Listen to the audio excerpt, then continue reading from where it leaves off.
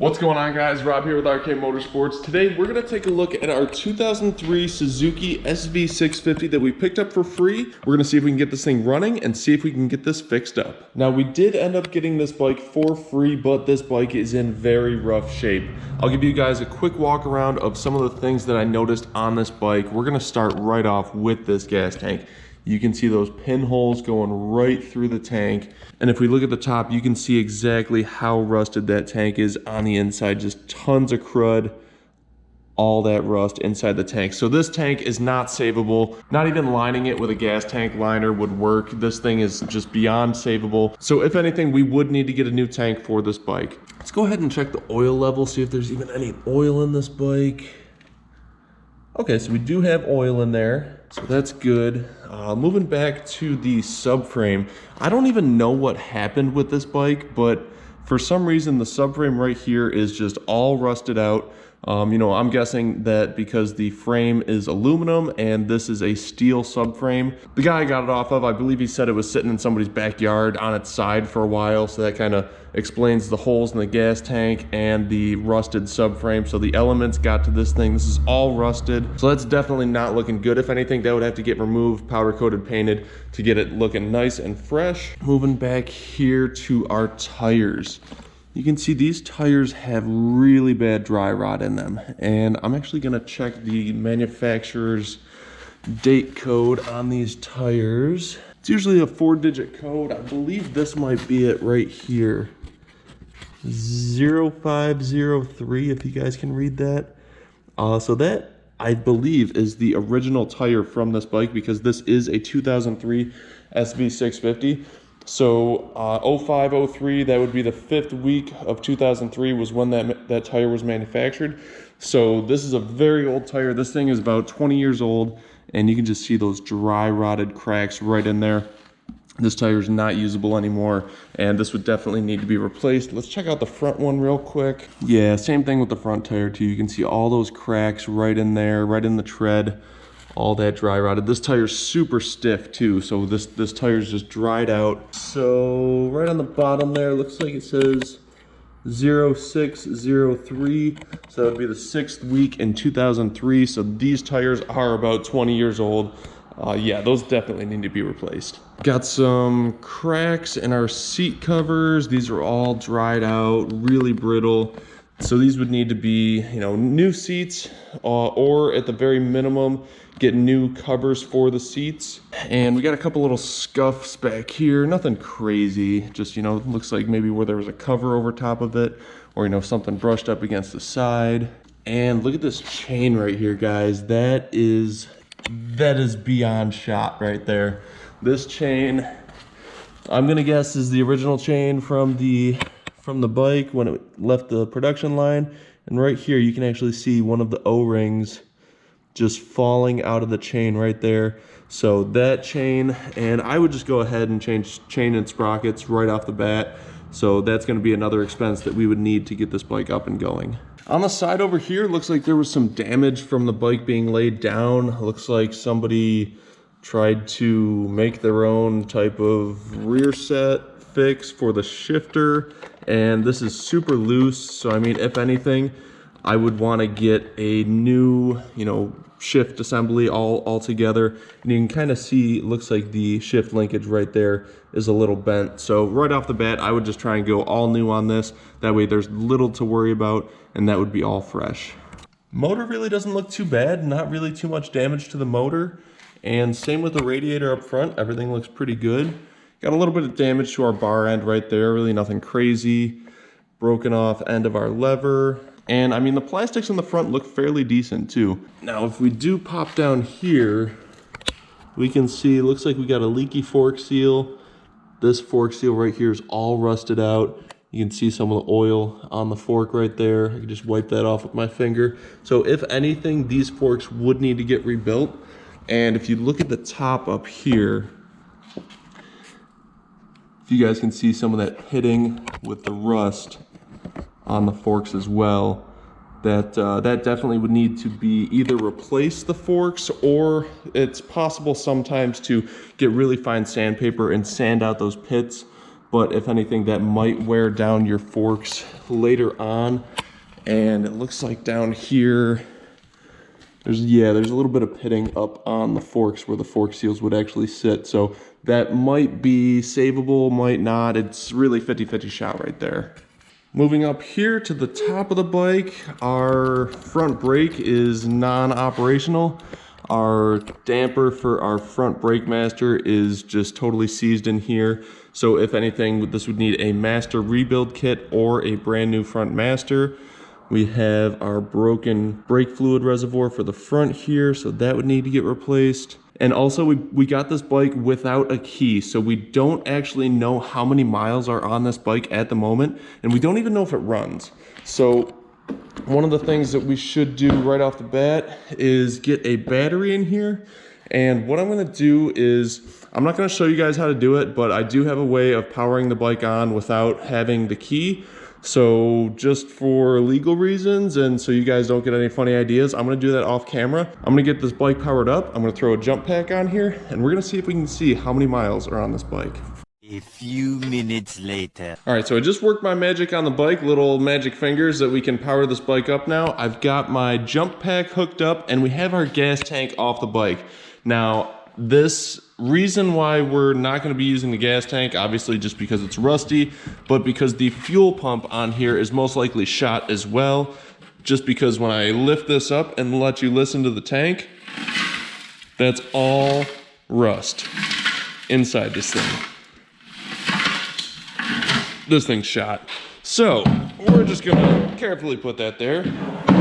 And now what we can do, because we can't deliver fuel to the engine because we don't have a fuel pump or a gas tank, what we can do is we can take off the airbox and we can spray a little starting fluid in here to see if we can get the bike going up. So now with the way I connected everything, because we don't have a key, I'm gonna flip that on. This power to the jump box is gonna act as the key. So I'm gonna turn this on. You can see the power over here. And it looks like this bike has 5,294 miles. Holy cow. 5,000 miles. This bike only had 5,000 miles, and I think there's an inspection sticker on here too. 2007. It's kind of hard to read right there, but 2007 was when this thing was last inspected. So this was a 2003 bike, 4, 5, 6. So this was on the road for 4 years. They only put 5,294 miles on this bike.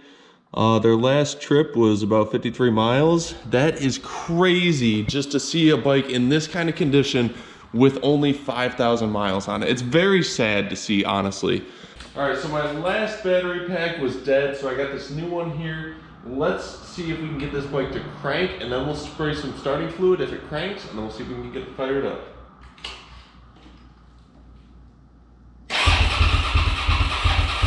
All right, so it does crank. Let's spray a little ether in there, and let's see if we can get this thing to fire up.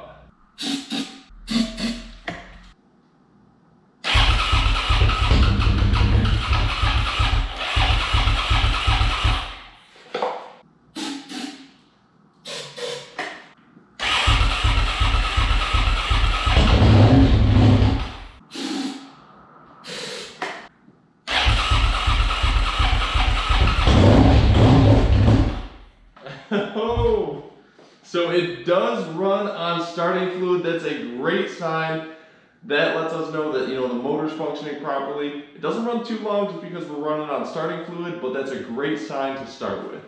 All right, guys, so now we know that this bike actually runs. Let's try and figure out exactly how much we would have to put into it in order for it to make sense for us to actually fix this bike up and try and sell it and make a profit. So let's go over some of the parts that this bike is gonna need and how much those parts are gonna cost. Now, one of the things that I did not see right away on this bike, it's really hard to make out on here, but there is a slight dent in the rim right here. That rim is slightly bent, and just for peace of mind, I would want to have that changed out. So I went on eBay and priced out a used front wheel that's straight. That came out to $137.48 for a new front wheel. Now tires for front and rear, those are going to need to be put on the bike. For tires on this bike, the cheapest I could find brand new was going to be about $67.55. And for a rear tire, cheapest I could find was going to be about $104.85. So that's going to be just the price of the tires. That's not including any cost for installation on the bike. Moving back here to that beautiful chain and sprockets. This old one is all rusty. Now I did price out a set of chain and sprockets for this bike. For a decent quality chain and sprockets, brand new, was going to be about $124.95 for a new set of chain and sprockets for this bike. Seat covers, because our seat covers are all dried and cracked, I priced those out. A new set of seat covers is going to run around $39.95, and that covers the front and the rear passenger seat. And of course, you can't have a running bike without a battery, because we do not have a battery in here right now. I priced out a brand new Yuasa battery for this bike. That's going to run about $97.90. Left side rear set linkage, we don't necessarily need it, but it's gonna clean it up, make it look a lot nicer, and that's how I like my bikes to look. So I found a used set of rear sets with the shift linkage for about $71 on eBay. Of course, any new bike that we work on should have an oil and filter change. Just for materials for this bike is gonna run about $50 for the oil and the filter for this bike. Fork seals for this bike. Now, considering that we can save these forks and sand out the pits from the rust that has happened on the forks, fork seals for this bike and fork oil are going to run approximately $50 for this bike. Up to our front brake master, because this is all seized up, I found a used one online for approximately $55.25 for a replacement front brake master. And of course, our last two most expensive pieces for this SV650 is going to be our fuel tank and our fuel pump. So because our fuel tank is all rusted out on the inside, and judging by all those noises, I'm going to assume that our fuel pump is shot. So I found a used fuel tank online. It's a different color, but it's the cheapest one that I could find that was in decent condition.